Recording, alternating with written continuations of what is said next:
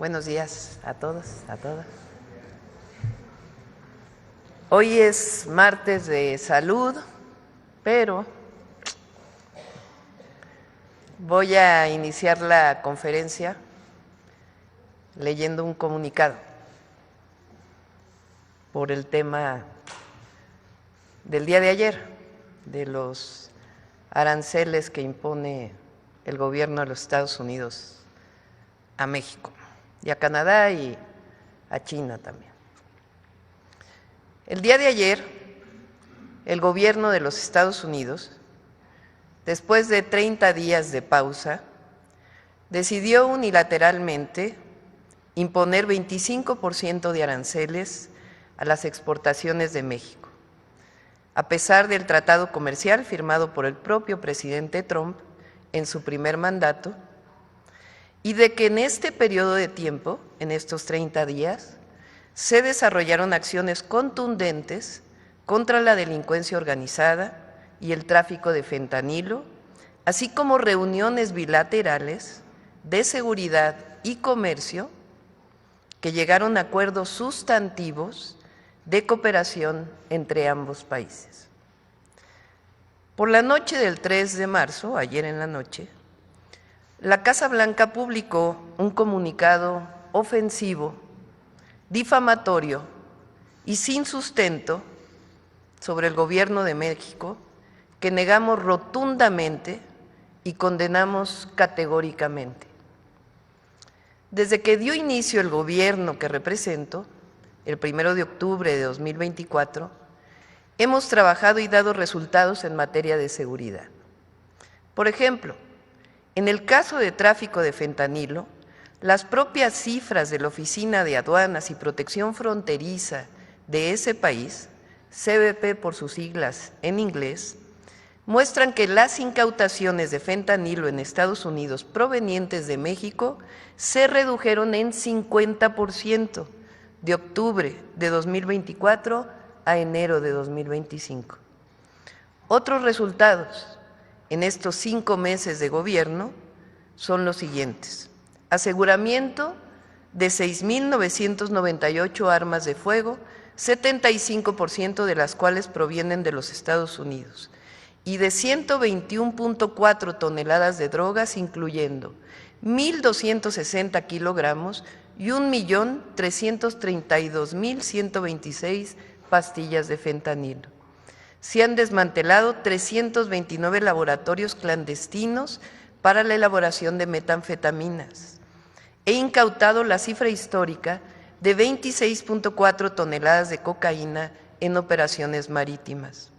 Se detuvieron 13,858 personas por delitos de alto impacto y recientemente fueron trasladados 29 personas privadas de su libertad acusadas de graves delitos relacionados con violencia y narcotráfico a Estados Unidos para beneficio de la seguridad de ambos países. Esto ha permitido una reducción de homicidios dolosos del 15% en nuestro país entre octubre de 2024 y febrero de 2025.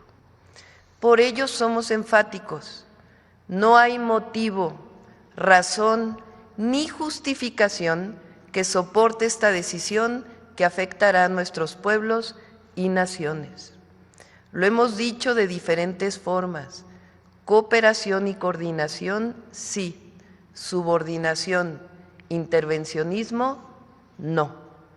A México se le respeta, somos naciones iguales.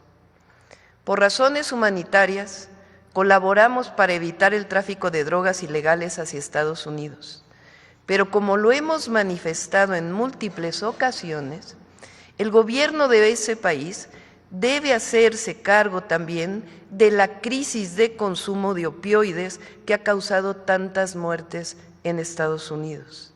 Es un problema de salud pública profunda que deben atender. Asimismo, deben actuar contra los grupos delictivos que internan de manera ilegal a través de sus puertos y aeropuertos los precursores de fentanilo, así como a la delincuencia que produce, distribuye y vende ilegalmente el fentanilo y otras drogas en su territorio, envenenando a sus habitantes. Datos de CBP de 2024, publicados por el Instituto Cato de Washington, revelan que 80% de los detenidos en los puertos de entrada de Estados Unidos por tráfico de fentanilo entre 2019 y 2024 fueron ciudadanos estadounidenses. Incluso la Comisión de Sentencias de los Estados Unidos informa que el 81.9% de los procesados por tráfico de drogas son de nacionalidad estadounidense. Por otro lado, el 8 de enero del presente, el Departamento de Justicia de los Estados Unidos reconoció el grave problema del tráfico de armas de Estados Unidos a México. 74% de las armas de alto poder incautadas en México provienen ilegalmente de los Estados Unidos. Es tiempo de que asumamos cada país nuestro compromiso. En Estados Unidos, la crisis de consumo de opioides que se ha desatado inició con la aprobación irresponsable de fármacos por parte de la FDA. Un juicio contra una farmacéutica en su propio país demostró que la aprobación del primer fármaco con opioides que se vendió y promovió masivamente se basó en información alterada para la aprobación de la propia FDA. La coordinación entre ambas naciones es necesaria para atender el fenómeno de la violencia y el tráfico de drogas, pero siempre basada en el respeto. Quiero dejar claro el día de hoy que nosotros siempre buscaremos una solución negociada, como lo hemos propuesto, en el marco del respeto a nuestras soberanías. Pero la decisión, nadie gana con esta decisión, por el contrario, afecta a los pueblos que representamos. A las mexicanas y mexicanos, les recuerdo que nosotros tenemos fincado el crecimiento desde hace 6 años en el fortalecimiento del mercado interno, la creación de empleos mediante inversión pública, el aumento al salario mínimo y los programas de bienestar. Además, recientemente presentamos el Plan México para fortalecer la inversión para el mercado interno. Fuimos capaces, en los tiempos lamentables de tristeza y de desolación ocasionados por la pandemia, de levantarnos cuando se cayó la economía como nunca había sucedido en la historia moderna del país. En 2 años nos levantamos, tenemos una economía fuerte y sobre todo un pueblo empoderado, consciente que se ha convertido en la principal fuerza política y motor del desarrollo de nuestro país. Vamos a seguir buscando el diálogo para encontrar una alternativa con argumentos y racionalidad. Hago un llamado al pueblo de México, a todas y a todos, a enfrentar juntos este desafío, a mantenernos con unidad. Reitero, es tiempo de la defensa de México y su soberanía. Debemos estar atentos y tener tranquilidad, cabeza fría. Es muy fuerte y poderoso nuestro pueblo y nuestra bendita nación. Convoco a las y los mexicanos a una asamblea informativa en el Zócalo de la Ciudad de México el próximo domingo a las 12 del día para compartirles las acciones que emprenderemos y entre todos afrontar juntos este desafío. Orgullosamente somos un país libre, independiente y soberano, y estoy segura que juntas y juntos saldremos adelante. Muchas gracias. Adelante, David.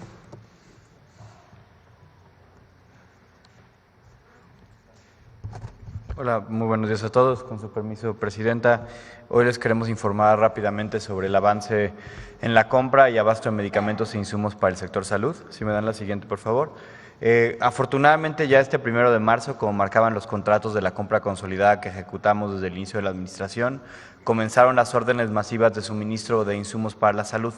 En particular, en el IMSS se pidieron 117 millones de piezas de 1.016 insumos, en el IMSS Bienestar 97 millones de piezas de 1.247 tipos de insumos, en el ISSSTE 38 millones de piezas de 786 insumos. Si me dan la siguiente, por favor.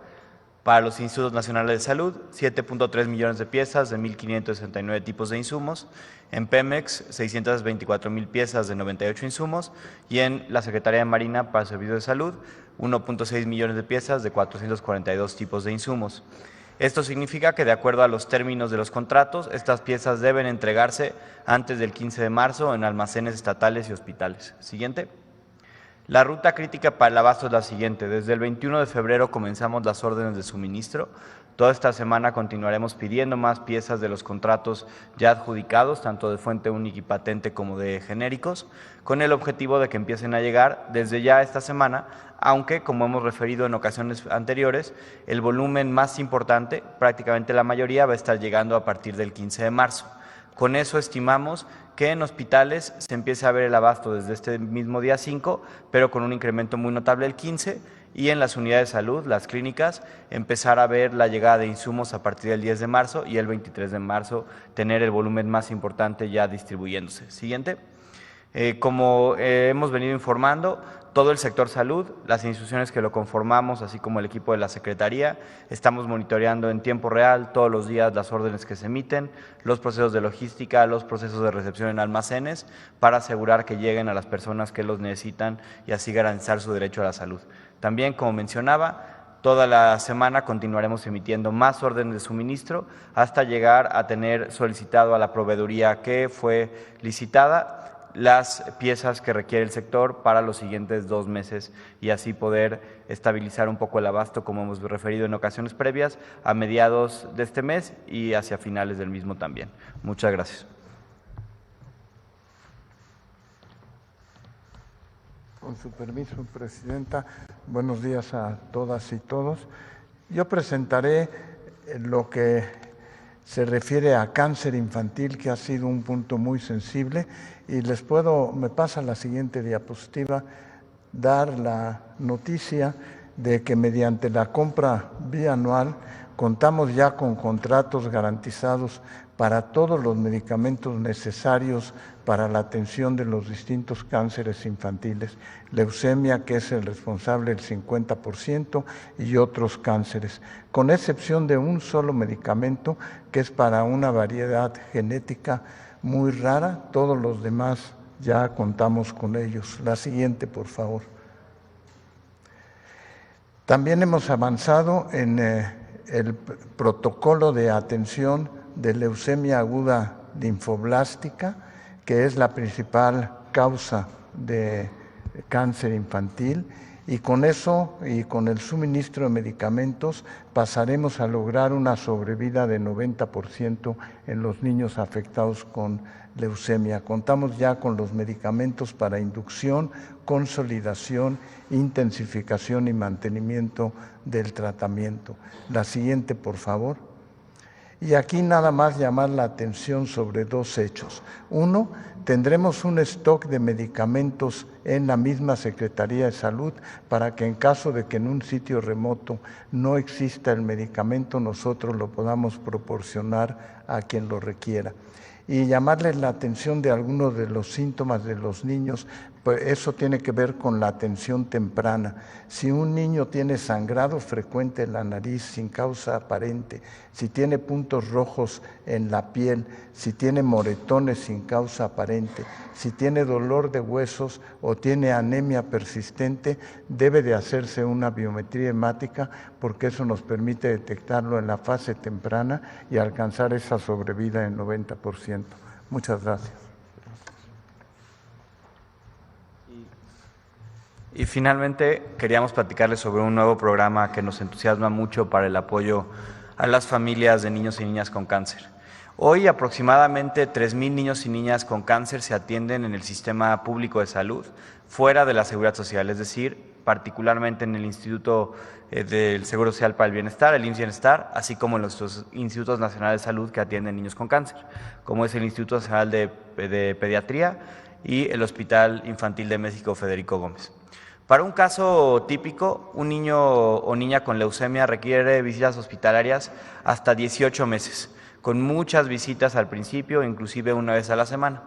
El IMSS Bienestar cuenta hoy con más de 35 centros hospitalarios que atienden estos padecimientos, además de los 2 institutos nacionales que tenemos. Pero esto significa que muchas familias de lugares más rurales o de zonas apartadas de estos hospitales deben trasladarse frecuentemente a las ciudades, en muchos casos desafortunadamente dejar de trabajar para acompañar a su hijo o hija a su tratamiento y en muchos casos también dejar a otros niños en su hogar solos o bajo el cuidado de otros familiares para acompañar al tratamiento de estos niños. Desde 2019, durante el mandato del presidente López Obrador, las madres y padres trabajadores asegurados del Instituto Mexicano del Seguro Social que tengan un hijo de hasta 16 años diagnosticado con cáncer infantil cuentan con una licencia de cuidados médicos de los hijos para poder ausentarse de sus labores. Es decir, si uno de sus hijos tiene cáncer, ellos acceden a un beneficio similar a una incapacidad que les permite recibir un ingreso mediante el Instituto Mexicano del Seguro Social y así cuidar a sus hijos. En este periodo, desde el 2019 se han otorgado 28,000 de estos tipos de licencias a 2,377 padres y madres cuidadoras de niños y niñas con cáncer. Siguiente. Hoy queremos anunciar un nuevo programa de apoyo a las familias de niños y niñas con cáncer, precisamente para estas 3,000 familias de niños que se atienden fuera de la Seguridad Social. Es un apoyo bimestral de 6,400 pesos para el tutor de los pacientes del IMSS Bienestar o de Institutos Nacionales de Salud. Es un apoyo que será directo a través de una tarjeta del Banco del Bienestar, siempre y cuando el niño o niña se encuentre y continúe en tratamiento en una institución pública. 50% de estos recursos están homologados a la pensión para el bienestar de las personas con discapacidad y es un costo estimado anual de 57 millones de pesos.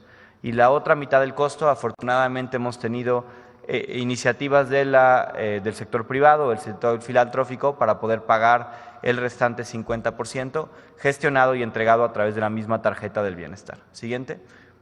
¿Cómo operará este programa? Lo hemos ya trabajado con la Secretaría de Bienestar, estamos ya iniciándolo. Durante este mes de marzo, los directores de hospitales del IMSS Bienestar que atienden niños con cáncer, así como los directores de los hospitales infantiles que atienden en los institutos nacionales, estarán generando un padrón hospitalario de los niños y niñas en control de cáncer, que identifique su padecimiento, su estatus de tratamiento, los medicamentos que reciben, para asegurar que tenemos un padrón individualizado y se le da seguimiento personalizado a cada caso.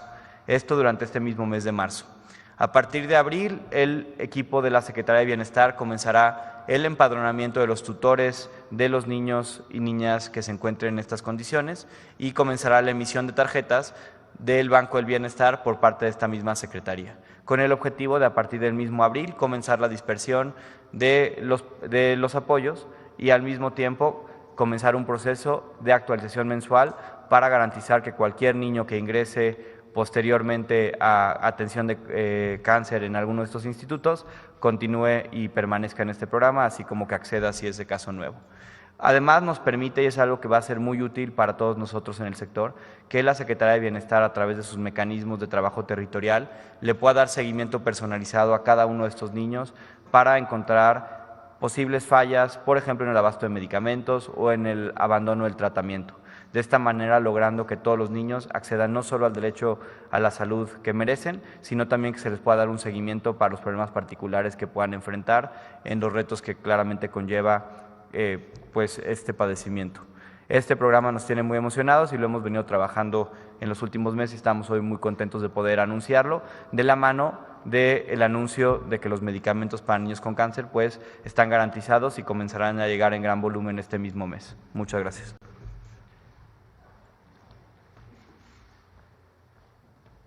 Muchas gracias. Con su permiso, Presidenta, muy buenos días a todas y a todos.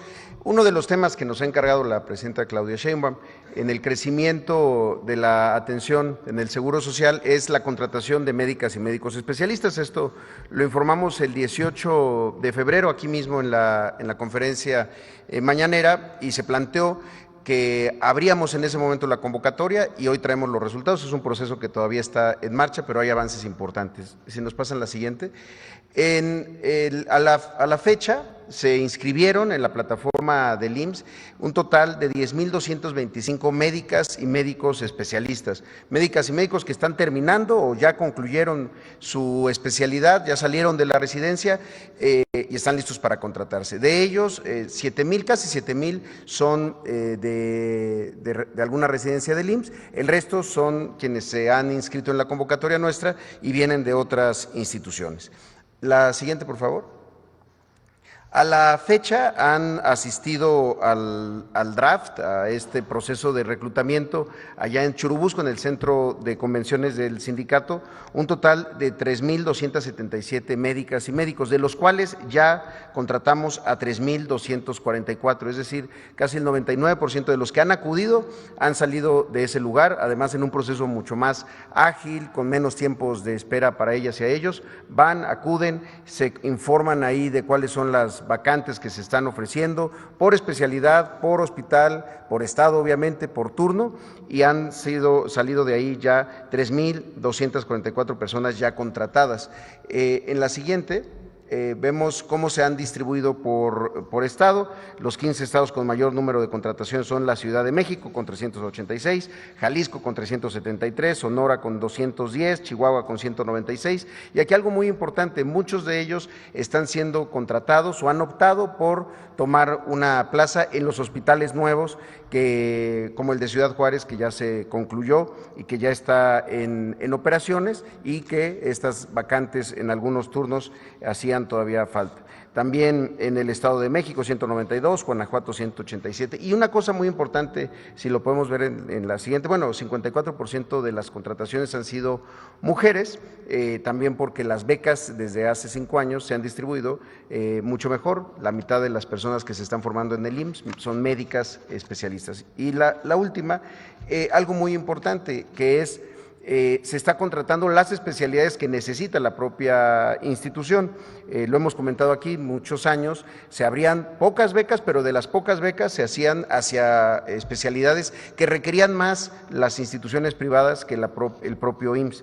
Ahora las especialidades que se han contratado hasta el momento son primordialmente medicina familiar, urgencias, anestesiología, ginecología, imagenología y cirugía general, que representa el 57.8%. Este proceso continúa de aquí hasta el 7 de marzo con los egresados de residencias del IMSS. Después, del 10 al 13 de marzo, la próxima semana, continuamos con los externos y concluimos el 13 de marzo y esperamos poder traer aquí los resultados finales. Este era solamente el primer corte y el avance. Gracias, presidente.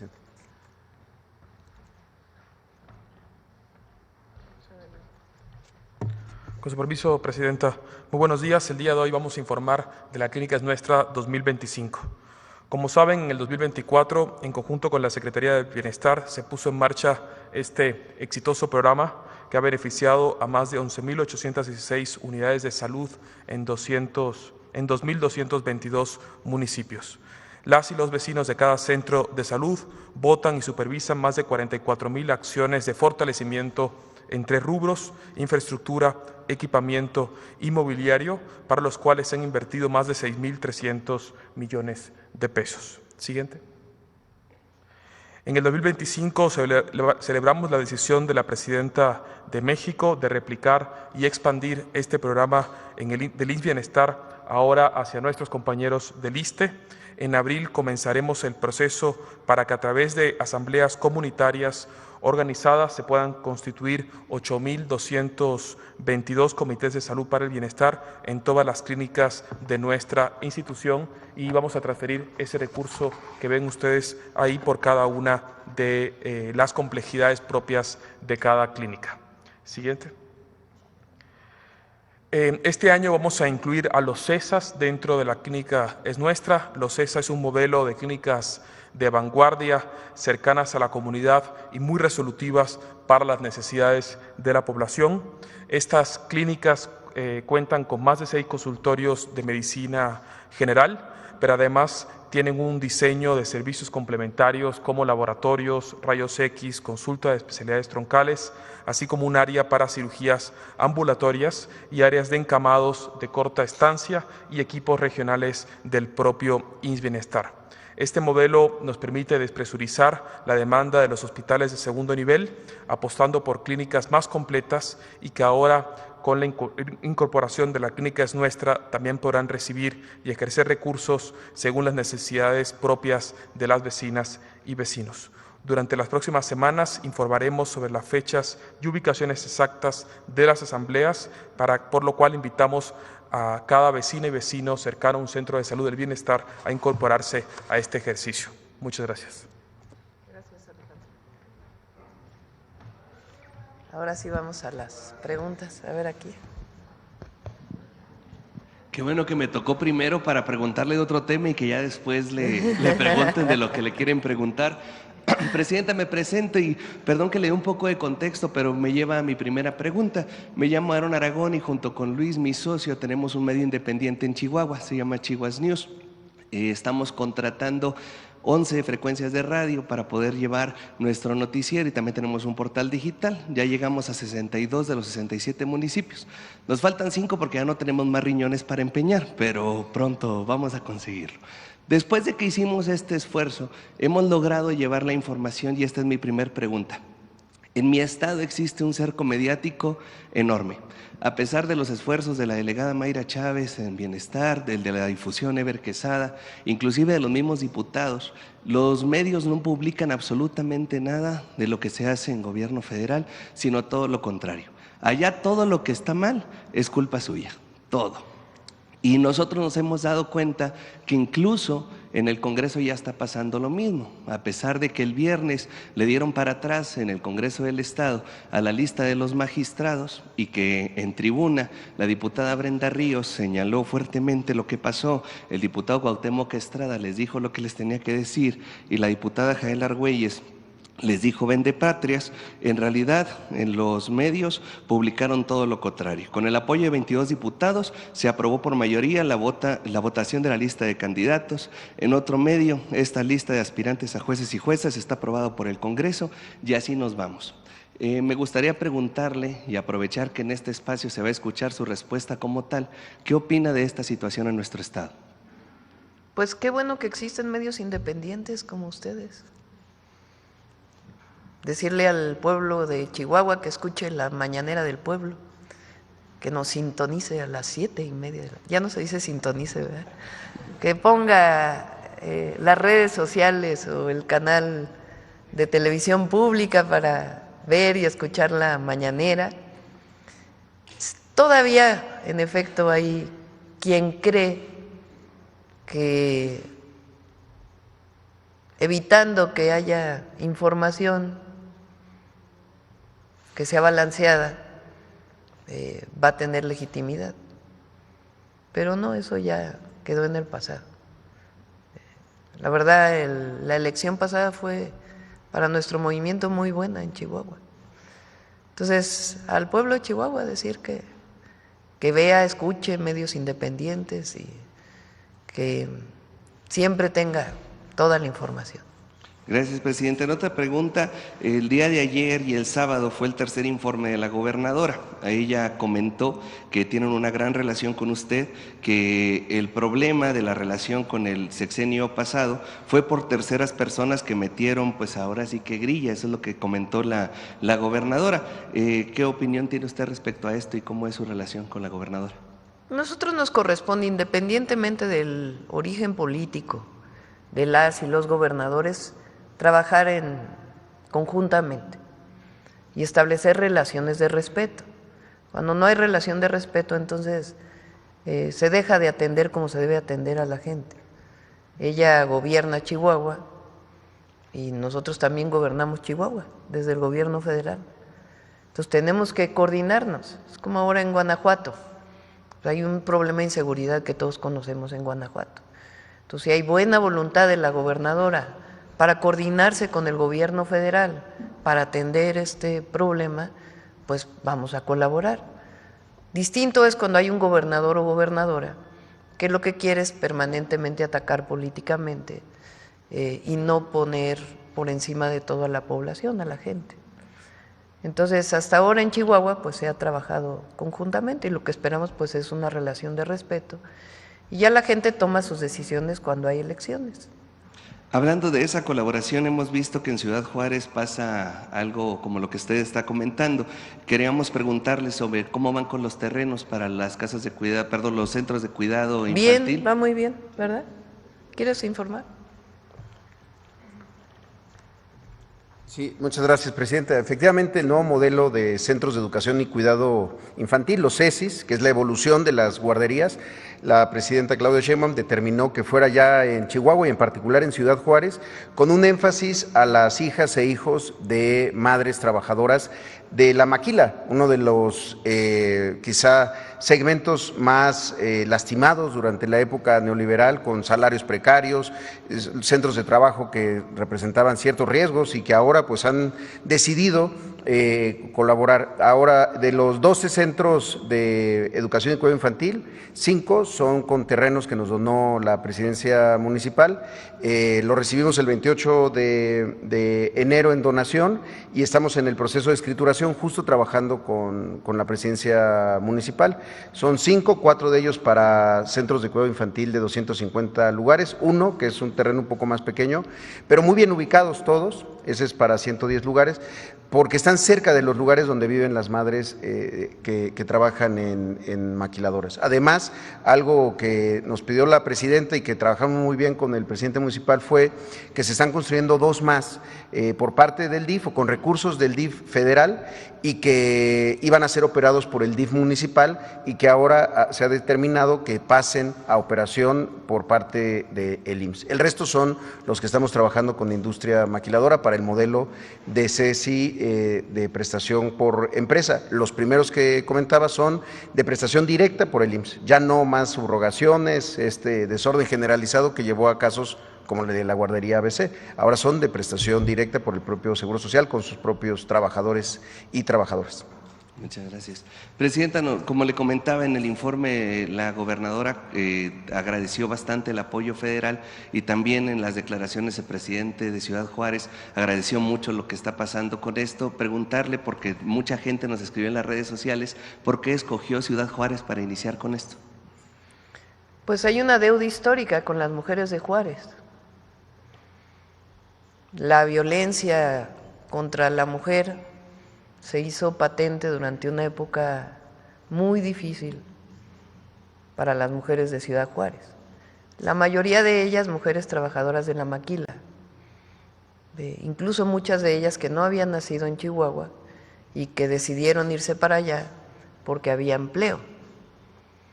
Entonces, una deuda histórica. Y además en campaña o previo a la campaña, creo que en el periodo de la encuesta, cuando fui a Ciudad Juárez, tuve una reunión con mujeres de la maquila y al preguntarles pues qué es lo que ellas necesitaban, hablaron de guarderías, de centros de cuidado infantil que les permita dejar a sus hijos y poder ir a trabajar en un lugar bien cuidado. Hay historias muy difíciles de familias, de mujeres, muchas mujeres solas que tienen hijos, que incluso dejan a sus hijos solos en la casa porque no tienen dónde dejarlos y ellas tienen la necesidad de trabajar para atenderlos y para llevarlos sustancial. Entonces, por eso iniciamos en Ciudad Juárez. Por último, es un símbolo. Perdón. Es un símbolo. Por último, Presidenta, como le comentaba ahorita, en su momento la diputada Brenda Ríos lo dijo en la tribuna local, criticó a los diputados de la oposición al gobierno federal por lo que pasó con la reforma, ya que allá la lista de los magistrados, el Congreso no quiso pasarla al IE, que sí quisieron quedarse con los jueces, pero con los magistrados no. Comentaron que son incómodos y también comentaron que pues quisieron filtrarlos. El exgobernador también se acusa a los diputados locales de que no quieren esta lista, ya que esposas y personas afines a ellos sí están en las otras listas. Entonces, preguntarle su opinión sobre esto. Supongo que la reforma que se estableció en los estados, y eso lo revisa Ernestina Godoy, para que cumpla con la reforma constitucional. Eso significa que tiene que haber candidatos y candidatas de los 3 poderes, del Ejecutivo, del Poder Judicial de Chihuahua y del Legislativo. Y ahí pues debe considerarse pues todos los perfiles, ¿no?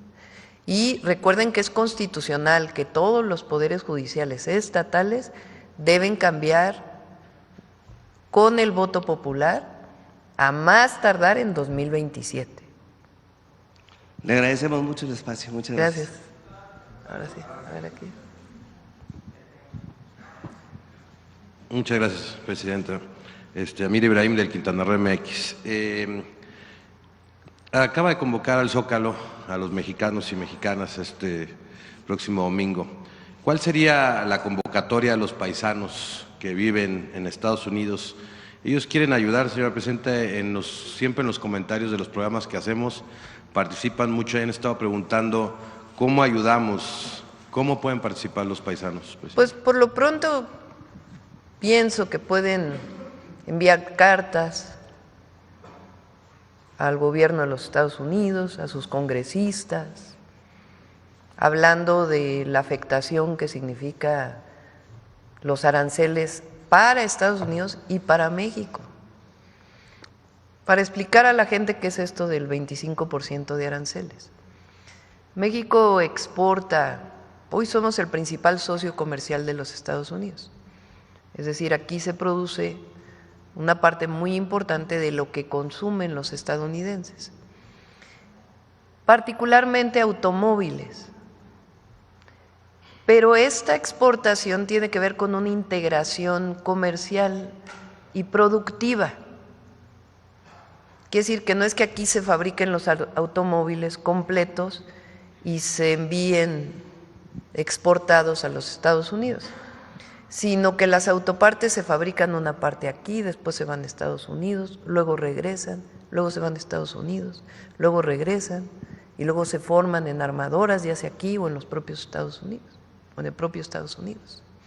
Es decir, hay una integración económica muy importante que se ha dado a lo largo de los últimos 40 años y particularmente en el último periodo, producto, después de la pandemia, de que muchas empresas que estaban en China decidieron venir a México, a instalarse aquí, o empresas que ya existen en México y decidieron ampliar sus capacidades porque en su momento pues hubo problemas en el envío de mercancías de China a Estados Unidos o a México. Entonces, eso se llamó la relocalización o se llama la relocalización de las empresas.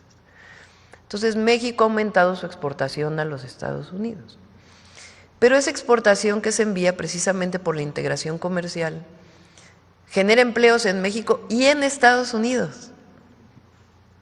Esta idea de que solamente se generan empleos aquí, pues no es correcta. Se generan en los dos lados precisamente por esta integración. ¿Qué va a pasar ahora? Estados Unidos impone 25% de impuesto a todas las exportaciones mexicanas, sin distinción. Entonces, ¿qué quiere decir? Que lo que se produce aquí, cuando se va a Estados Unidos, les va a costar a Estados Unidos 25% más. Si nosotros ponemos el mismo impuesto de regreso, pues va a costar otro 25% regresarlo. Y volverlo a enviar, pues otro 25%. ¿Qué va a pasar con eso? Pues va a encarecer los productos. Ha dicho el presidente de los Estados Unidos que esto va a permitir que todas las fábricas de autotransporte o de vehículos se vayan para allá o de autopartes. No es tan fácil, porque los costos de producción en Estados Unidos son más altos, número uno.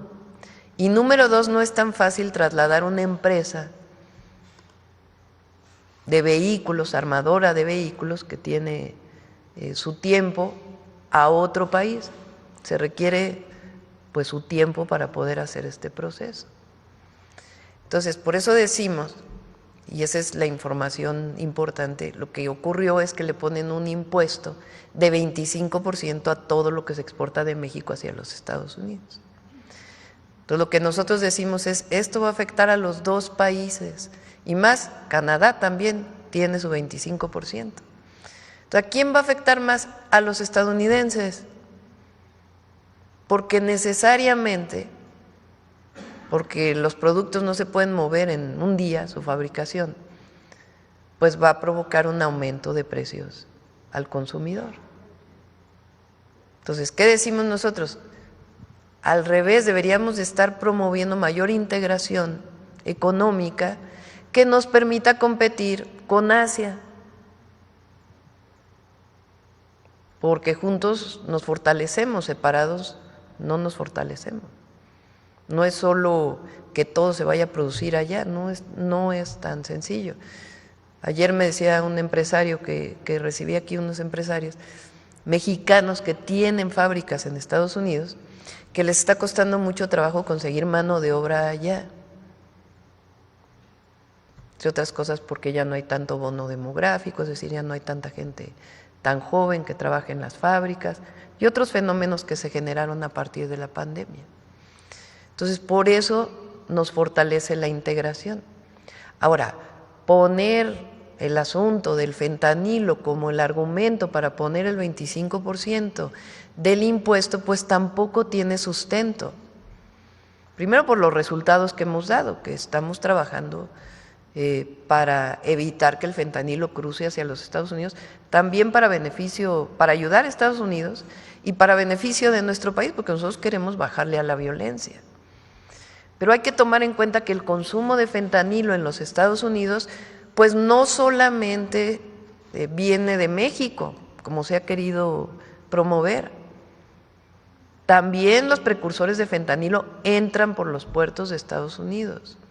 También se produce, se comercializa, se distribuye en Estados Unidos. ¿Quién lo hace?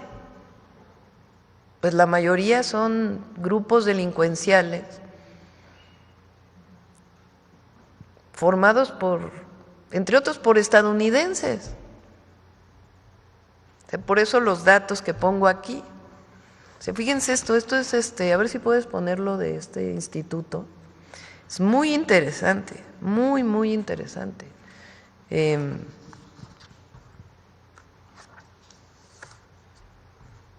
A ver si está ahí. Dice, datos de CBP. CBP es como aduanas y asuntos fronterizos. Es la institución que se encarga de eso en los Estados Unidos. Publicados en 2024 bajo una petición de información pública por un instituto que se llama el Instituto Cato, que es de Washington. Revelan que 80% de los detenidos en los puertos de entrada de Estados Unidos, o sea, de México a Estados Unidos o de Canadá a Estados Unidos, o los puertos marítimos, entre 2019 y 2024 fueron ciudadanos estadounidenses. O sea, porque hay esta idea, es más, a ver, ponle abajo la parte que leímos hace rato.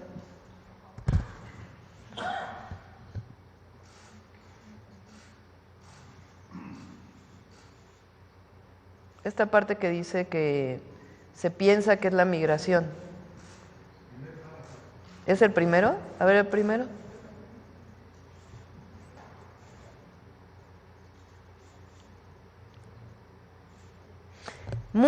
Fíjense esto. Aprecia el micrófono para.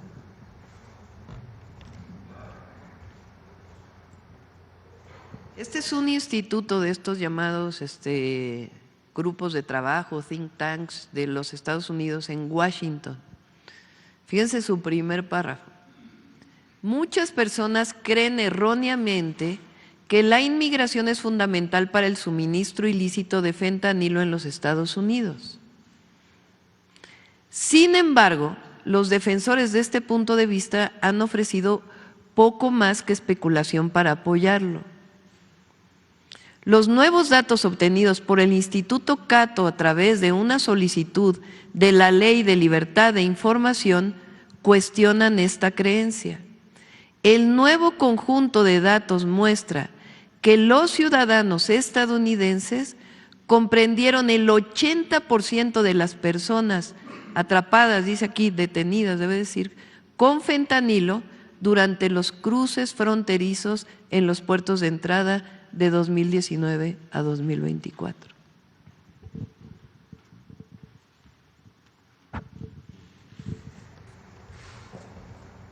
Es un delito llevar droga de un país a otro, ilícita. Pero según este instituto, 80% de las personas detenidas en Estados Unidos por este delito son estadounidenses. Que esta idea de que todos son mexicanos. Ahora, ¿quién distribuye, quién comercializa la droga en Estados Unidos? Entonces, por eso decimos, vamos a coordinarnos, por supuesto que queremos coordinarnos. Cada quien que atienda su parte. Compartimos información, inteligencia. Nosotros nos toca una parte en México y lo estamos haciendo. A ellos también les toca una parte de Estados Unidos. Y la otra muy importante, la crisis del consumo de opioides. Aquí está Alejandro Schwartz, que lo estudió mucho desde COFEPRIS. Tiene un origen en un fármaco que se promovió masivamente en los Estados Unidos. ¿Cómo se llama el fármaco? ¿Oxicodona? ¿Cómo, perdón? ¿Por qué no les platicas?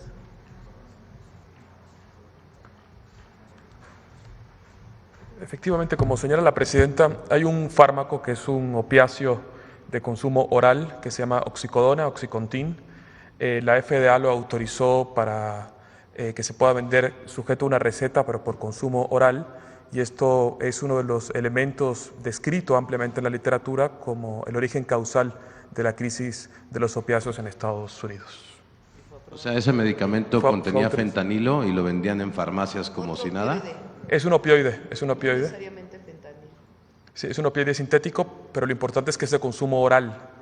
Entonces, el acceso aumenta porque vas a la farmacia, lo compras y te lo tomas. Y fue autorizado por la FDA y está también documentado que esa autorización fue plagada de conflictos de interés. ¿Y para qué sirve ese medicamento? Para el dolor. Para el dolor. Medicamento para el dolor que empezaron a comercializar sencillamente en farmacias y enviciaron a su pueblo. Básicamente es lo que está diciendo. Así es. Cuando los médicos tratamos a un paciente con dolor, utilizamos se llama una escalera del dolor, en el cual si tienes un dolor leve le das paracetamol, ¿no? Y si tienes un dolor muy grande le das un opiáceo. Lo que sucedía con este medicamento es que pacientes con dolores leves les daban un opiáceo y no el medicamento que requería para el nivel de dolor que tenía. Esto hace una dependencia a este medicamento que cuando ya no lo requieres, pues lo tienes que seguir consumiendo. Muchas de las personas que están ahorita en esta situación, de drogadicción, ¿primero consumieron este medicamento? Pues, a ver, no necesariamente, pero algunos sí. No necesariamente, pero sí fue uno de los elementos causantes de la crisis de los opiáceos en Estados Unidos. Es decir, una persona iba al doctor porque tenía un dolor de espalda, que es la causa de consulta más común de los adultos. En vez de darte el paracetamol, que es el medicamento que requieres, o otro analgésico no opiáceo, como ya estaba autorizado un opiáceo oral, te daban el Oxycontin o el Oxicodona, te quitaba el dolor, pero te generaba una profunda dependencia. Muchas gracias. Es decir, hay temas de consumo de drogas que tienen que ver con un problema de salud pública, de atención a los jóvenes, requieren una atención integral. La campaña que hemos desarrollado aquí del fentanilo, que venía desde el presidente López Obrador, está acompañada de un número telefónico para atender, para que aquellas personas que tienen algún tipo de dependencia a una droga puedan salir de ello a partir de una atención integral. De tal manera que es desde la prevención hasta la atención integral lo que estamos haciendo. Eso no necesariamente existe en los Estados Unidos, entre otras cosas porque además no tienen un sistema de salud público realmente, es mucho menor que el nuestro. Con todas las fallas que tenemos nosotros tenemos 3 sistemas de salud pública que atienden a la población, allá no, nuestros paisanos lo saben. Entonces por eso decimos, no puede ser que el tema sea México es el responsable del consumo de opioides en los Estados Unidos. O sea, no, a ver, cada quien que asuma su parte de responsabilidad.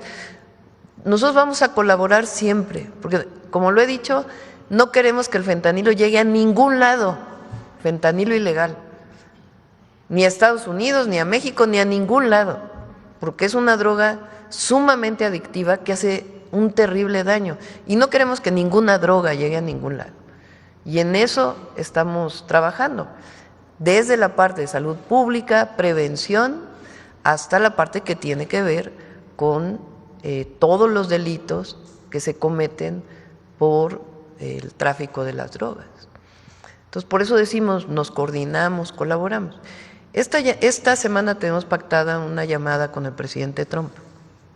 ¿Qué día? Probablemente el jueves. Entonces, vamos a esperar también.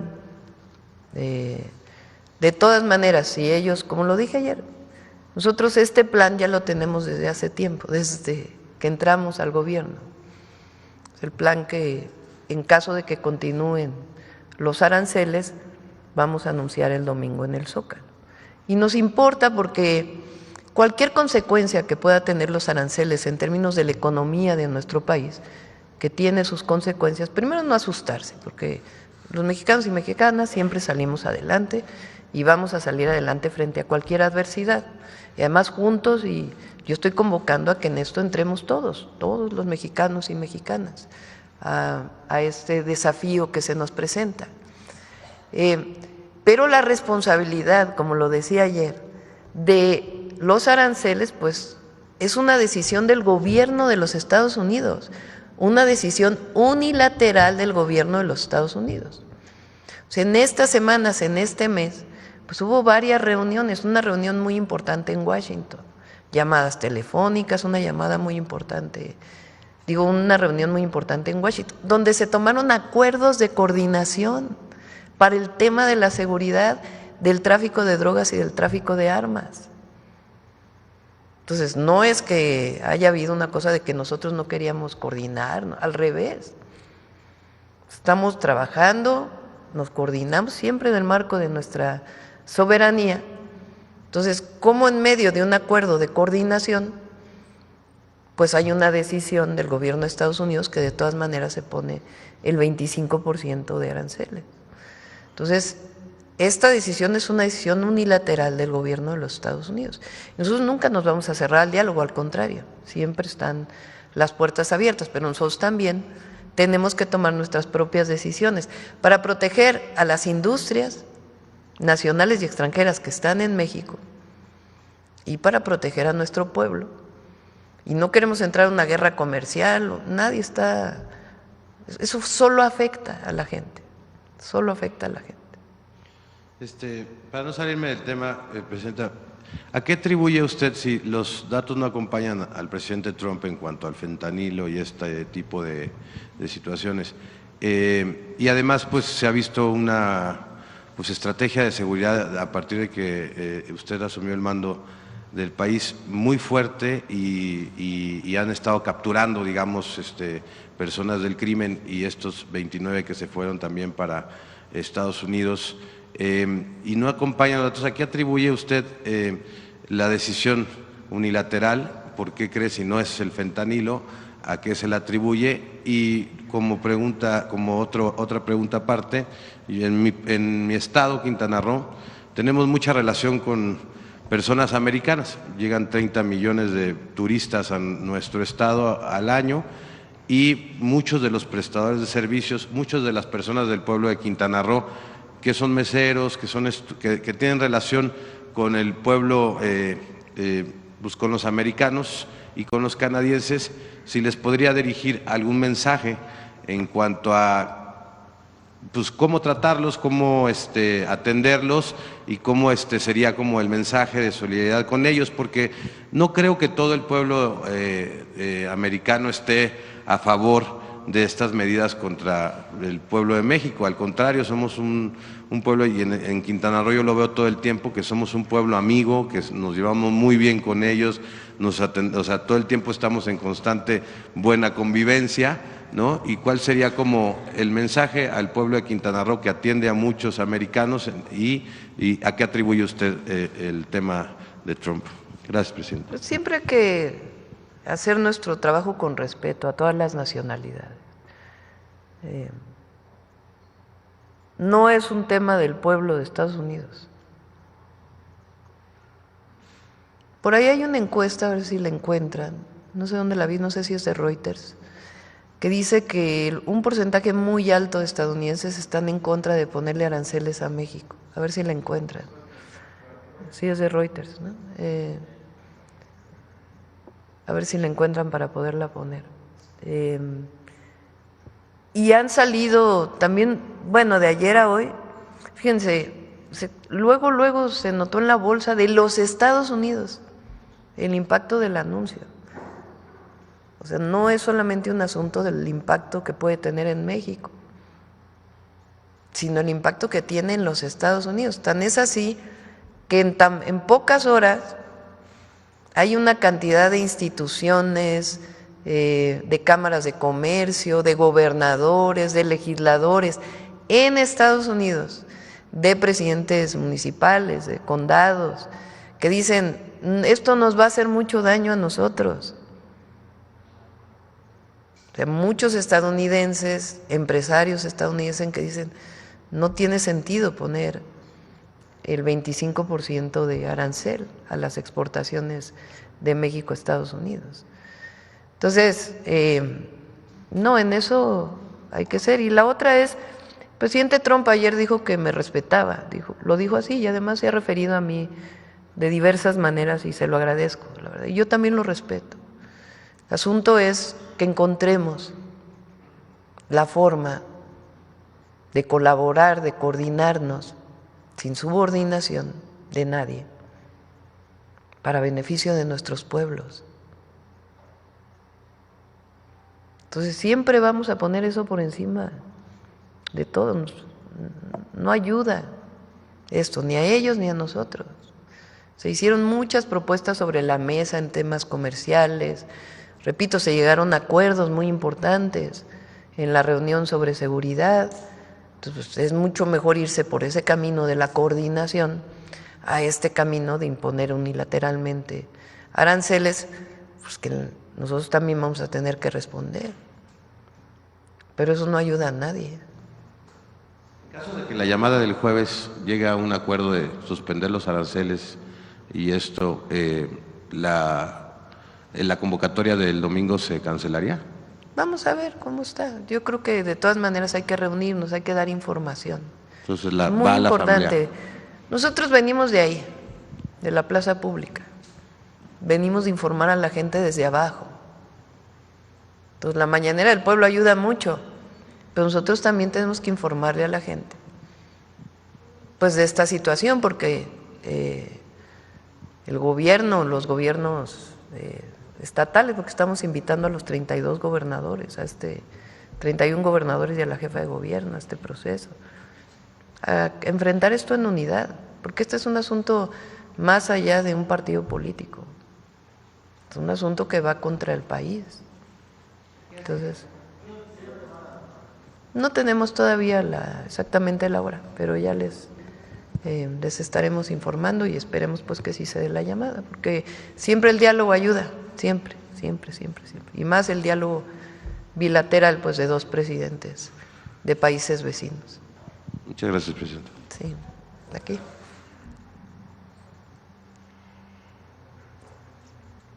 Muchas gracias, Presidenta. Aurora Castillejos, Canal 14 CPR y también Altavoz Radio. Preguntarle, Presidenta, ¿cómo está la economía mexicana? ¿Cómo va la fortaleza de la economía para enfrentar estas declaraciones que ha dado el presidente de Estados Unidos, Donald Trump? La economía de México está fuerte. Las reservas del Banco de México son históricas. Ayer dio Zoé los datos de empleo, son históricos. El salario es histórico, los programas sociales, los programas de bienestar ayudan mucho porque promueven el mercado interno. Imagínense, estamos hablando de casi 3 puntos del PIB que se distribuyen a las familias mexicanas desde abajo, un poquito menos, que llegan a las familias. Y eso, ¿qué hace? Pues promueve el consumo. o el ahorro, pero principalmente el consumo. Al promoverse el consumo, el mercado interno, pues apoya desde el pequeño empresario hasta el gran empresario. Entonces, en ese sentido, el aumento salarial también. En ese sentido está fuerte. Ahora, una parte de nuestra economía, pues sí está sustentada en esta integración que se ha dado desde hace muchos años con Estados Unidos. Entonces, pero salimos, por eso pongo el ejemplo de la pandemia. La pandemia, el PIB se cayó casi 9%. Se perdieron más de 10 millones de empleos. Y en 2 años se levantó el país, con la ayuda de todas y de todos, y con un modelo distinto al que había antes. Antes era endeudarse para apoyar a los de arriba. El presidente López Obrador, y fue reconocido por el mundo entero, salió muy bien México económicamente de la pandemia, porque muchos otros países se endeudaron terriblemente, y aquí salimos bien porque se apoyó desde abajo. Entonces, y el Plan México, que mucho está sustentado en nuestro mercado interno. Es decir, que no importemos tanto, sino que desarrollemos nuestra propia industria manufacturera para proveer al mercado interno. Entonces, el Plan México sigue en una u en otra circunstancia, porque necesitamos el apoyo de todos para que no se pierdan empleos y que se siga desarrollando. Y la industria automotriz, fíjense, la industria automotriz estadounidense es la que más problemas va a tener, porque, por ejemplo, de lo que más se importa de China a México son autopartes de General Motors. Entonces, le imponen allá aranceles para Estados Unidos. Entonces, llega aquí a México y en aranceles de aquí para allá y luego regresan. Como decía Marcelo el otro día, que un pistón cruza no sé cuántas veces para poderse hacer, porque pues es una integración que se dio por muchos años. Entonces, está fuerte la economía de México y ahí vamos a salir cualquiera de las circunstancias adelante, porque lo mejor de todo es nuestro pueblo, lo mejor, siempre. Gracias, Presidenta. En otro tema, hoy la Suprema Corte de Estados Unidos va a escuchar los argumentos del Estado mexicano relativos a la demanda contra las armadoras y distribuidoras de armas. Me gustaría saber cómo va este tema y qué se tiene preparado para hoy, si nos puede detallar un poco. Sí, si gustan que la Cancillería, que es quien está llevando el caso, les informe, pero siguen estas demandas, tanto a manufactura como a distribución. Sería un precedente histórico para México y también para Estados Unidos. Es que ya ellos tienen la prueba más contundente. El propio Departamento de Justicia lo reconoció. A ver, pon el publicado del Departamento. Ah, bueno, ¿este qué era? Perdón, ya me...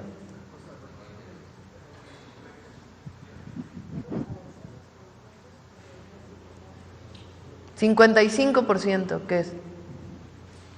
No, pero yo vi uno que era el 70%. A ver si me lo encuentran por ahí.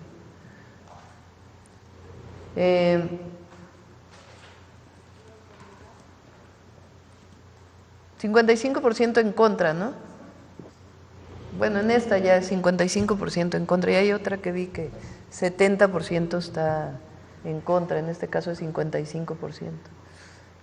Ponlo del Departamento, a ver si lo tienen, de Justicia de Estados Unidos, del 8 de enero. El 8 de enero, apenas el 8 de enero, el Departamento de Justicia de los Estados Unidos reconoció que el 74% de las armas incautadas en México provienen ilegalmente de los Estados Unidos. La Fiscalía, aquí lo informó el fiscal, tiene también carpetas relacionadas con eso, con cada arma. Entonces, eso es una prueba muy, muy contundente. A ver si me encuentran el pedacito donde dice que el 74%.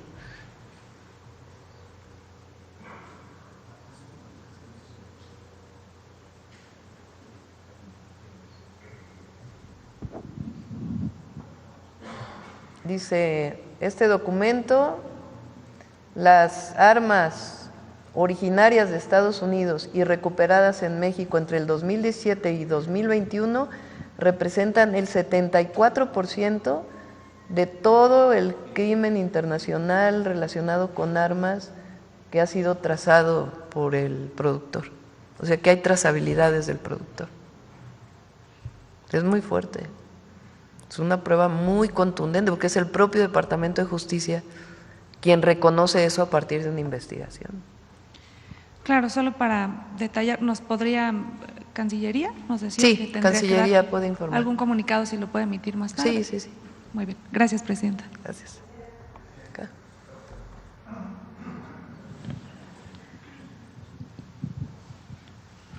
Hola, Presidenta, ¿cómo está? Buenos días. Buenos días. Luis Ángel Marín, de Radio Resultados. Pues primero preguntarle el tema de salud. Según las estadísticas, los infartos son una de las causas más comunes de muerte en México.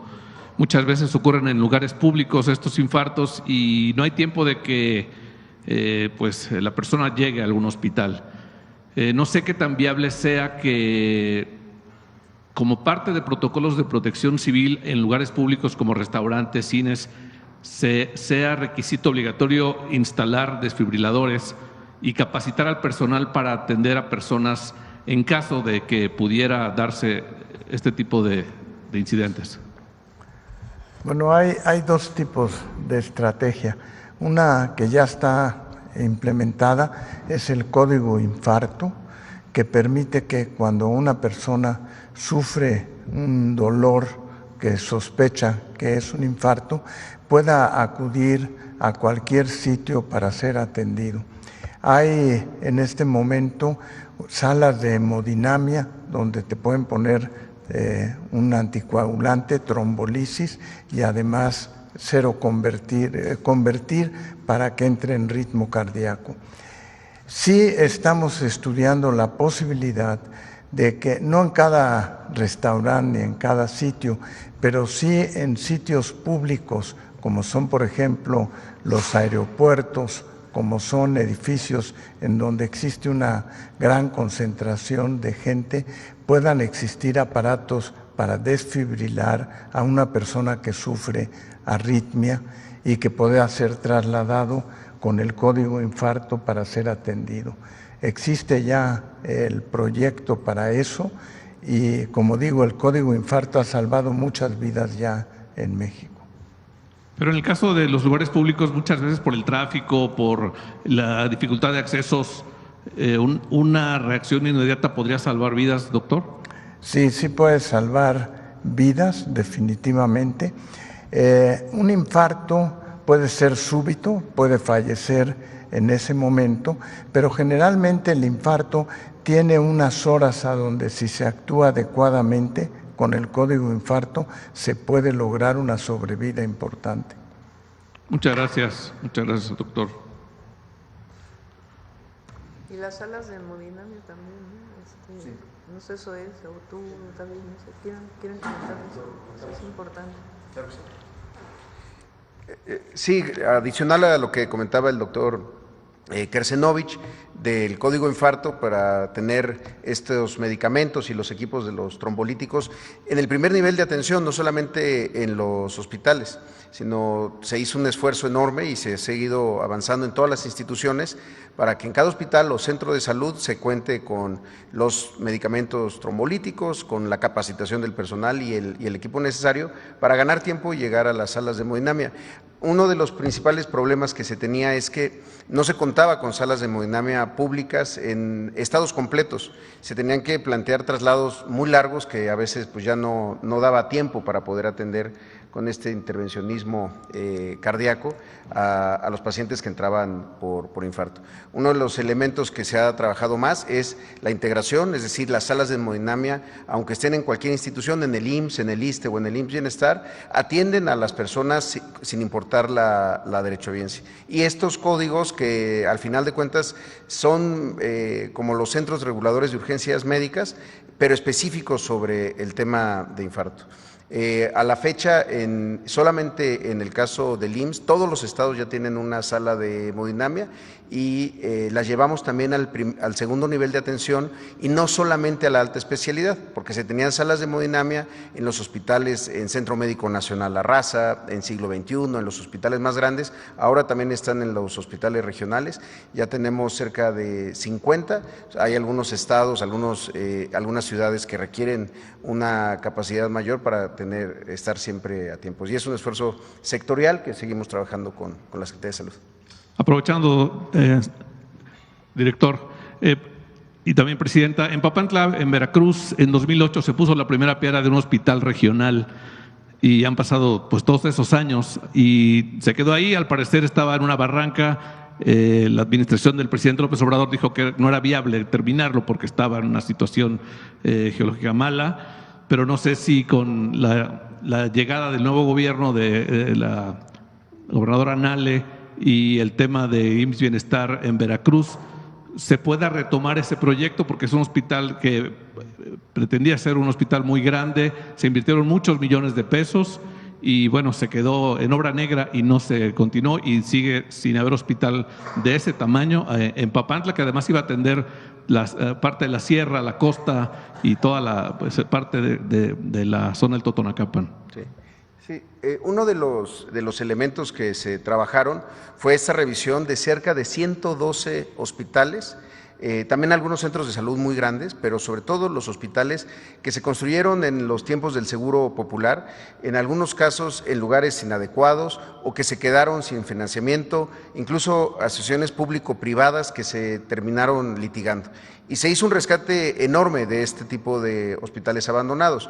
Ahí está el caso justamente de Ciudad Juárez, ahora que preguntaban, un hospital del Seguro Popular abandonado e inaugurado sin que estuviera en funcionamiento hace 10 años y que entró el Seguro Social para poderlo prácticamente construir de cero y echarlo en operación. Lo mismo en Ticul, que ahora estamos concluyendo ese hospital, un APP que había hecho el gobierno de entonces de Yucatán, que también quedó abandonado, y así hay otros en Jalisco, en Arandas, en fin. Ahora, el gobierno de Veracruz, el gobierno de Cuitláhuac García, hizo un esfuerzo muy grande por recuperar muchos hospitales que también estaban ahí problemados, abandonados, pero sí ha habido algunos casos, de Papantla, otro en Oaxaca, en Matías Romero, que incluso se construyeron en lugares que no eran aptos para la operación de un hospital, ya sea por temas de protección civil o que la propia construcción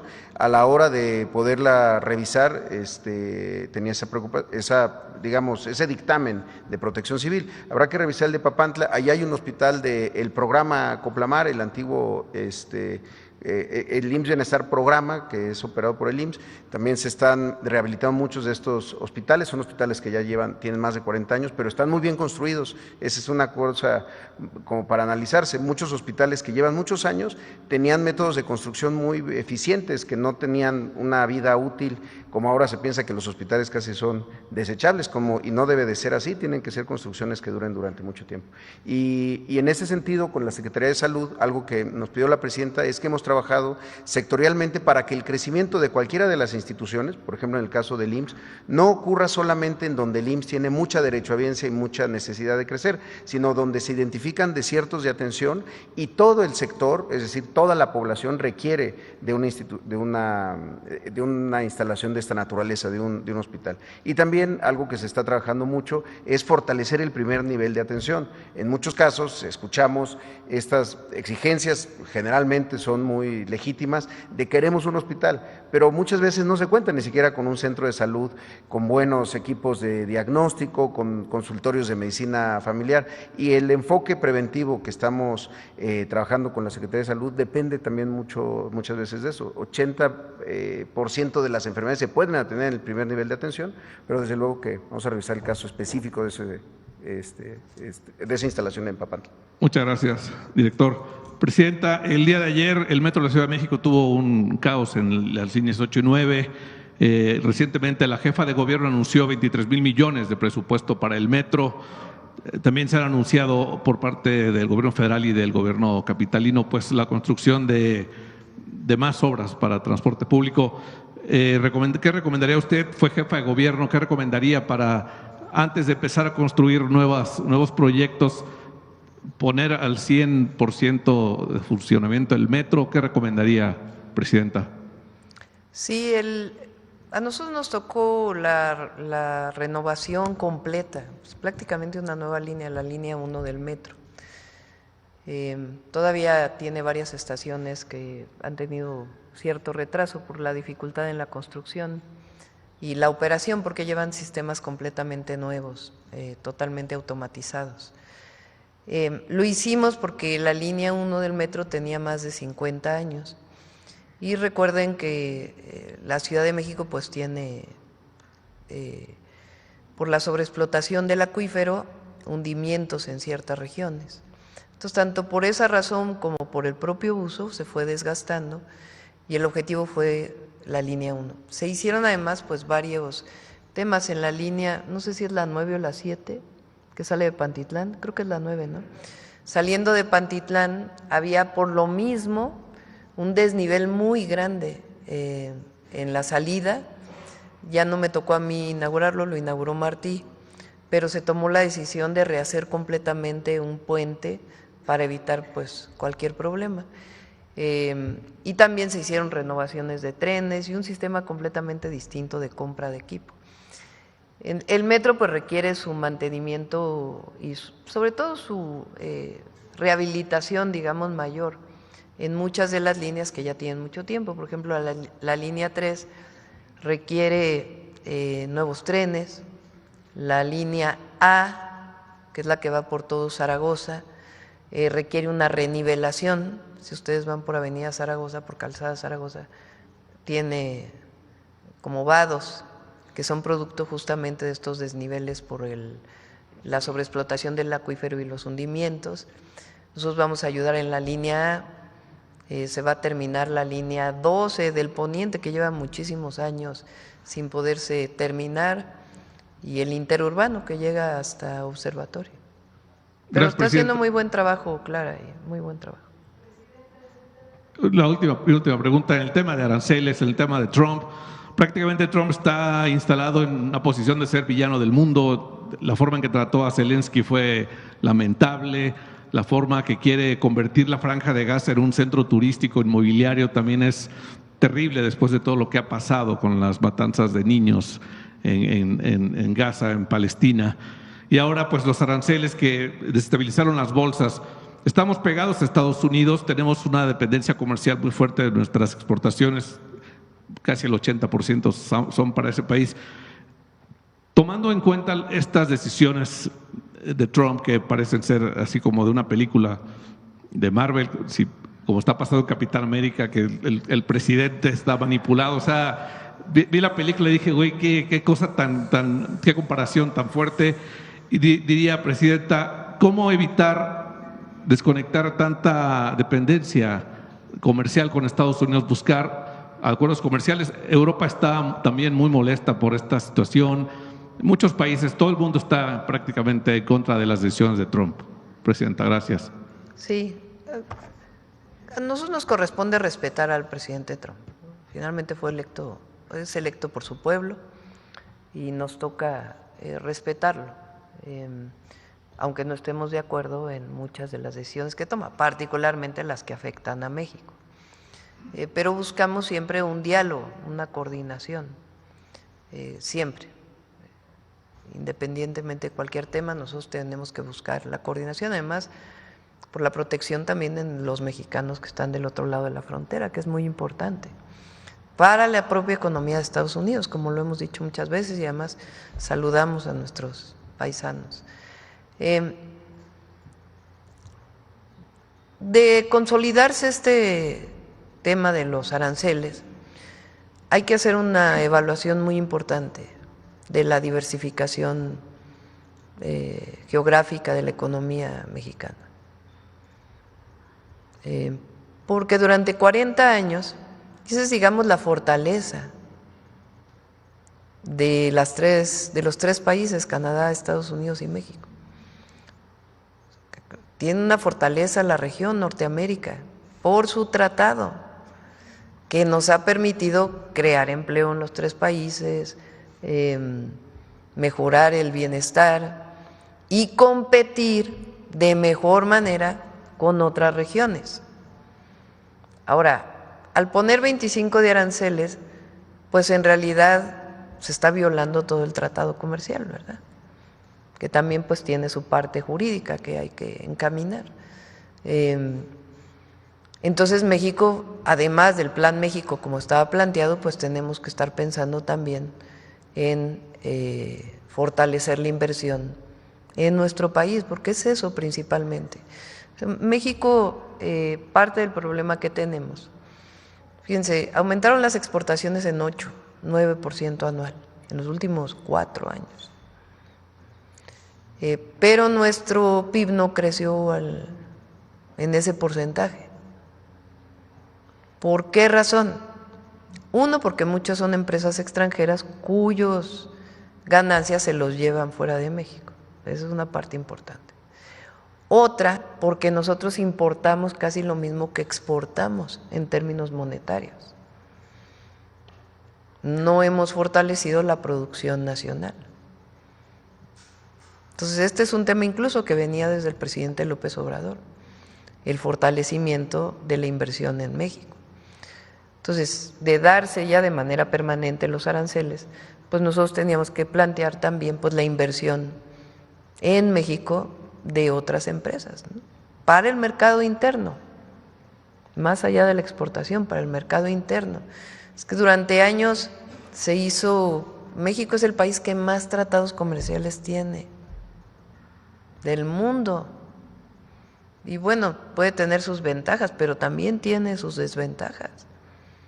Tenemos tratados comerciales con Vietnam, con Malasia, con otros países, que pues la pregunta es que no podemos producir todo eso aquí. Presidente, en caso de que haya falta de venta, o se paren las exportaciones de productos mexicanos, ¿habría apoyo para productores de aguacate, pues otros productos? El apoyo tiene que venir de abajo. Eso fue una demostración muy importante del periodo del presidente López Obrador. Y tenemos que encontrar otros mercados. Pues el aguacate mexicano es buenísimo. Entonces sí, el mercado estadounidense pues está muy cerca, va para allá, pero muchos otros lugares pueden querer el aguacate mexicano, no solamente. Y las otras exportaciones agrícolas que tenemos también, también pueden irse a otros lugares, ¿no? Y también podemos recibir importaciones de otros lugares en caso de que se suban aranceles de ciertos productos, ¿no? Muchas gracias, Presidenta. Sí.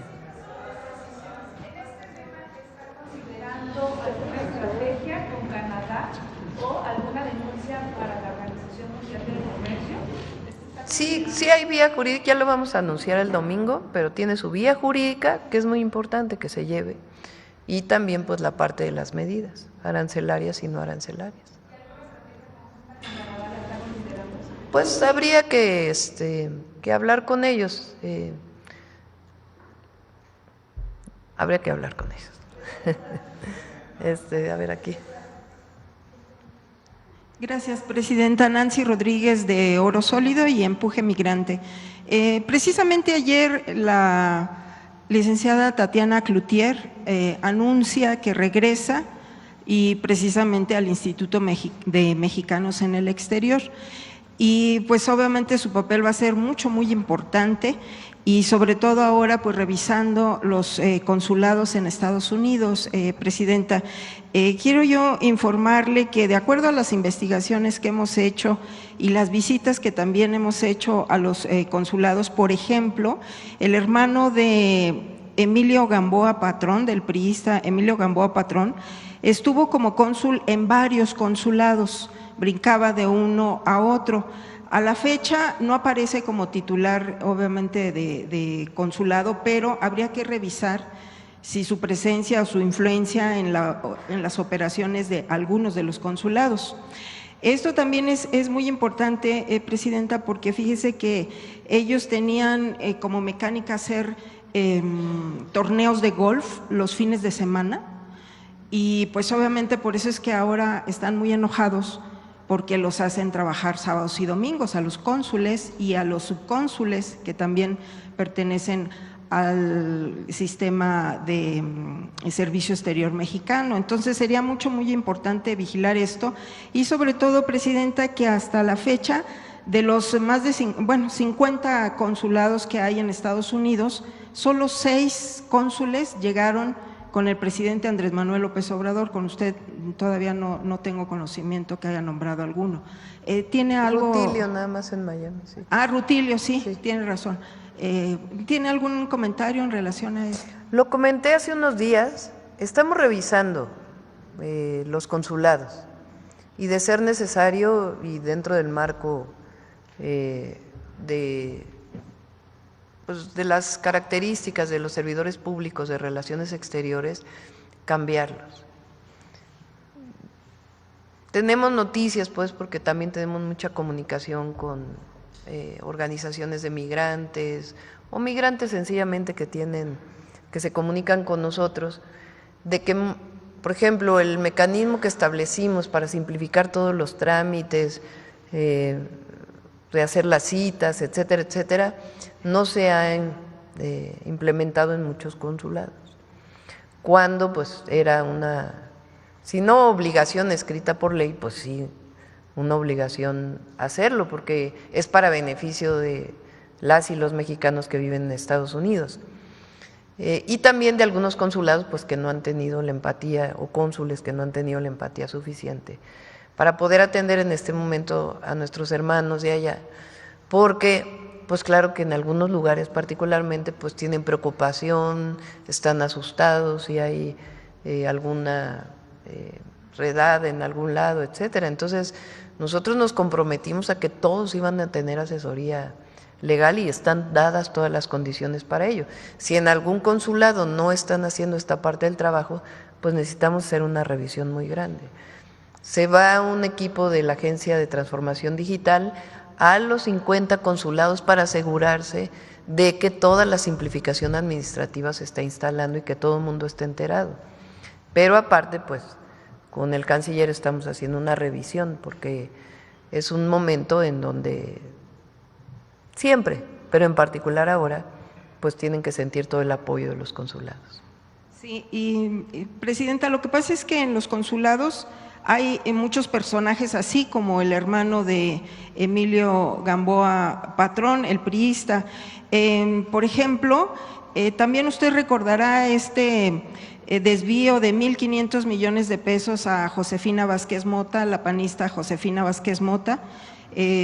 Pues todos lo tenemos presente, más nuestros hermanos migrantes, porque fue pues un desvío de recursos precisamente para atender a los hermanos migrantes. Y este dinero, Presidenta, esta entrega de dinero la hizo Francisco de la Torre, quien ahorita pues es en aquella fecha era el titular de Mexicanos en el Exterior, trabajaba en Relaciones Exteriores, pero ahorita es el cónsul de Dallas, en Texas.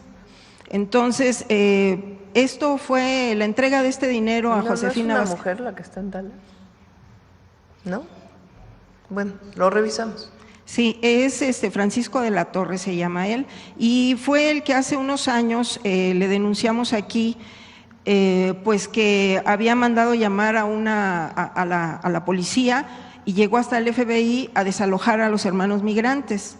Y la subcónsul que estaba ahí con él, pues ahorita también ya le dieron otra como titular de consulado allá en Estados Unidos. Entonces, pues sí, por lo menos… Vamos a revisar. Ajá. Lo principal es que se atienda bien. Exacto. No solamente profesionalmente, sino con cariño, con amor a los y las mexicanas que viven allá. Entonces, eso es lo principal. Obviamente los actos de corrupción no los vamos a permitir, pero estamos en esa revisión y si es necesario, se van a tomar decisiones de cambiar a los cónsules, porque pues están recibiendo un ingreso, son servidores públicos, hoy somos parte de un gobierno que está cerca del pueblo, siempre es nuestra prioridad, y pues no puede ser que un servidor público que representa al gobierno de México no tenga esta actitud frente a la gente. Y así es, la mayoría, incluso revisé ahorita sus redes sociales del cónsul de Dallas y me tiene bloqueada en Twitter, no sabía, o sea, pues sí, iba yo a revisarlo y me tiene bloqueada. Y Presidenta, precisamente ya por último, le planteamos al presidente el que hay muchos hijos de migrantes allá que ya estudiaron, incluso tienen licenciaturas, que podrían participar en los consulados y trabajar en los consulados. Sí. Lo que pasa es de que hay este obstáculo del Servicio Exterior Mexicano. De que tienen que haber nacido. Ajá, él incluso dijo adelante, está muy bien, y pues eso también es Lo revisamos. el que dicen nuestros hermanos migrantes, pues hasta se ahorrarían las casotas tan caras que se pagan, ¿no? Entonces, pues algún comentario en relación de esto. Sí, vamos a revisar. Y el mensaje a los mexicanos y mexicanas allá que estamos revisando todo el funcionamiento de los consulados. Muchas gracias. Gracias. A ver acá, ya para acabar, terminar. Gracias, Presidenta. Marco Antonio Olvera, del periódico digital Hidalgo News y del canal México News World. Le tengo dos preguntas con el tema de los aranceles y una de salud. Empezamos con lo de salud. Si me lo permite, en el estado de Hidalgo se acaba de dar a conocer a través de la Auditoría Superior de la Federación que Omar Fayad, ahora embajador de México en Noruega y ex gobernador del estado de Hidalgo, bueno, pues no entregó un hospital ubicado en San Agustín Tlaxiaca con un valor de 500 millones de pesos y hoy obviamente pues no se puede integrar al IMSS Bienestar. Ahorita que está aquí Zoe Robledo, quisiera saber si me permite que nos explique qué está pasando con ese hospital y ese desvío de dinero y que además, bueno, premiar a un corrupto como Omar Fayad con una embajada en Estados Unidos es terrible, Presidenta, porque en el hospital, por ejemplo, en el hospital de mi pueblo, que es de San Agustín, pues yo le puedo asegurar y le firmo un papel en blanco que usted no va a encontrar una jeringa ni un paracetamol. Y el hospital que está supuestamente terminado, que tiene un gran edificio, pues no funciona. Fue un elefante blanco, lo inauguró con el gobernador, incluso con el alcalde en turno, Arturo Máximo Hernández. Entonces, quisiera que nos detallara ese tema, a ver si existe la posibilidad. ¿Tienen la información del hospital o...? ¿Mandé? ¿El de Pachuca? Es de Pachuca, pero le dicen Pachuca, pero está dentro del territorio de San Agustín de Tlaxiaca, el municipio, aledaño a la capital que es Pachuca. Sí, ahí ha habido dos momentos y aprovecho para comentarlos. Uno, durante mucho tiempo, y además la gente de Hidalgo lo sabe, se construyó un primer hospital, Seguro Popular, el que está ahí en la entrada de Pachuca, me estoy refiriendo a otro, que igual quedó abandonado, tuvo que entrar el Seguro Social y es el que se concluyó y está en operaciones desde 2021, más o menos. Pero ese es el que era un hospital construido con Seguro Popular, abandonado, que después por pugnas políticas ahí se quedó sin destino y terminó el IMSS tomándolo y entró en operación. Incluso desde los que entró en operación para COVID en el área de urgencias. El otro hospital, efectivamente, nunca se pudo transferir, no se ha transferido pues al IMSS Bienestar, porque no se entregó, cuando entró el nuevo gobierno, el gobierno de Julio Menchaca, todavía no se firmaba incluso la federalización al IMSS Bienestar del estado de Hidalgo, pero encontraron problemas estructurales en ese hospital, incluso a las pocas semanas, me parece que es el mismo que a las pocas semanas de que se puso en operaciones en algunas áreas, tuvo algún problema de filtraciones o una inundación.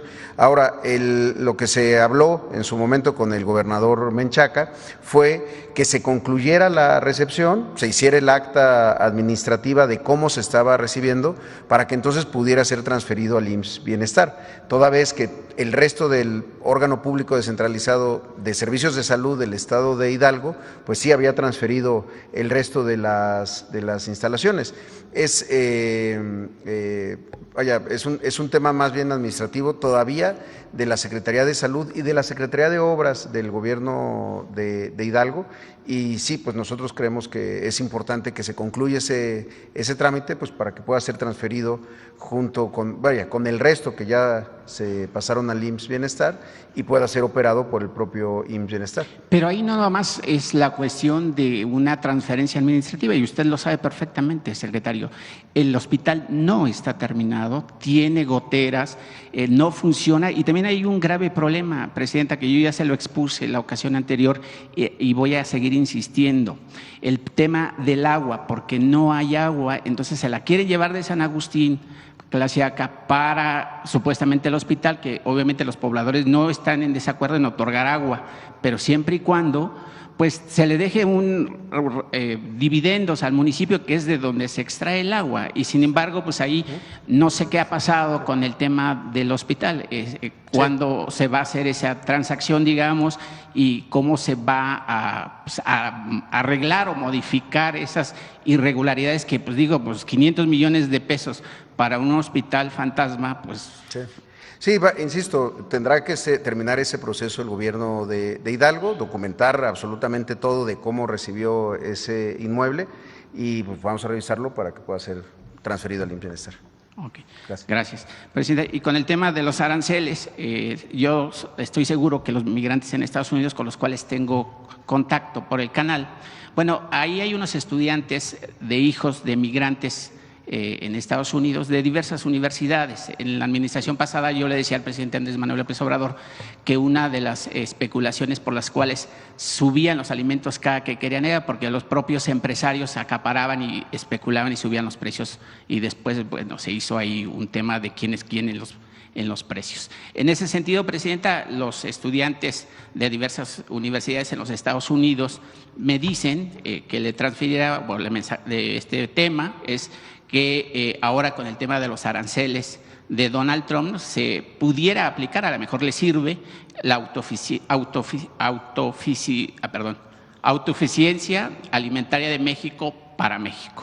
2, redireccionar la inversión para un proceso propio de industrialización del campo, la pesca, alimentos e infraestructura en agua, energía y transporte. Y 3, considerar un crecimiento de la demanda interna, de lo que usted siempre está hablando, por medio del aumento de salarios, no del 12%, sino del 20%, para obviamente seguir impulsando la economía de abajo, la de la que usted habla, de los pequeños y medianos empresarios, que al final del día, pues ellos son los beneficiados también de recibir, por supuesto, este apoyo financiero. Ya no es necesario darles una bolsa de 20 o 50 millones de dólares para que ellos trabajen y la gente de abajo pues siga teniendo nada. En ese sentido, presidenta, no se trata de cerrar las barreras de la frontera de México, pero tampoco de mantener la economía mexicana condicionada al comercio exterior con los Estados Unidos. Y para sustituir un nuevo polo de desarrollo en el concepto de la multipolaridad que ya está en marcha. Medidas de emergencia inmediata con el tema de los aranceles. Implica que México debe contemplar la posibilidad de comercializar de manera internacional nuestro producto, lo que producimos aquí, por supuesto, a través de nuestra propia moneda u otros, y ya no dependiendo directamente del dólar, al margen del dólar. Y esa sería la segunda pregunta, presidenta, o ese sería el mensaje. ¿Qué podría opinar al respecto? Sí, de mantenerse los aranceles. Que, repito, nosotros no vamos a cerrar la puerta del diálogo, porque es importante, fundamental. Y además, la economía de México está muy integrada y nos fortalece el tratado. Es una estrategia diversificada lo que tenemos que hacer, y por eso el Plan México, que se sustenta mucho en fortalecer el mercado interno y la producción en nuestro país, y también exportaciones a otros lugares, no solamente a los Estados Unidos. Ahora hay industrias que están muy integradas, como la automotriz, por ejemplo, que esa es muy difícil que deje de estar tan integrada como está, incluso hasta con el 25% de aranceles, precisamente por esto que menciono. No es tan fácil llevar una planta de México a los Estados Unidos, el incremento también de costos de producción que eso va a tener, más las inversiones que eso significa, qué trabajadores van a trabajar allá en los Estados Unidos. Es decir, son varios factores. Entonces, de todas maneras va a seguir habiendo intercambio comercial, pero nosotros tenemos que reorientar pues también la visión a una mayor diversificación. Y la última pregunta, si me lo permite, en la administración del presidente Andrés Manuel López Obrador se firmó el Tratado de Libre Comercio, donde obviamente estuvo Donald Trump y por supuesto el primer ministro Justin Trudeau. En ese entendimiento o pláticas, bueno, pues Estados Unidos ya pretendía sacar de la jugada a Justin Trudeau, que obviamente es el representante de los canadienses. Sin embargo, el presidente Andrés Manuel pidió que se incluyera ese acuerdo trilateral. Hoy, pues Trump impone unos aranceles de manera autoritaria. Yo no sé si el Tratado de Libre Comercio deja de funcionar como tal luego de esta imposición de aranceles, porque pues prácticamente pues dejó fuera de la jugada este acuerdo trilateral. Sí, pues en realidad es un hecho. Al poner 25% de aranceles, pues está totalmente fuera del tratado. Entonces, ¿queda fuera de la jugada este acuerdo trilateral comercial? De mantenerse así los aranceles, pues de todas maneras, Estados Unidos habla de seguir renegociando el tratado. Entonces, por eso tiene que haber diálogo. Entonces, en este caso, pues tiene que haber diálogo al más alto nivel, porque en este mes hubo diálogo también de alto nivel, porque el secretario de Estado de los Estados Unidos y el secretario de Relaciones Exteriores, la fiscal de Estados Unidos y el fiscal general de la República de México, pues son personas de muy alto nivel y se llegaron a acuerdos, pero pues ayer nos dan esta noticia, entonces pues tiene que ser un acuerdo de presidentes, ¿no? Entonces, por eso digo que no hay que cerrar la puerta nunca del diálogo y estar manteniendo, pero nosotros también, en caso de que se mantengan estos aranceles, pues nosotros también vamos a tomar medidas que protejan a nuestra economía. Gracias, presidenta. Buenos días. Bueno, cerramos, compañeros, compañeras, cerramos. Son 9:16, ya mañana es otro día. Mañana seguimos con la Mañanera del Pueblo. Muchas gracias a todas y a todos. Bueno.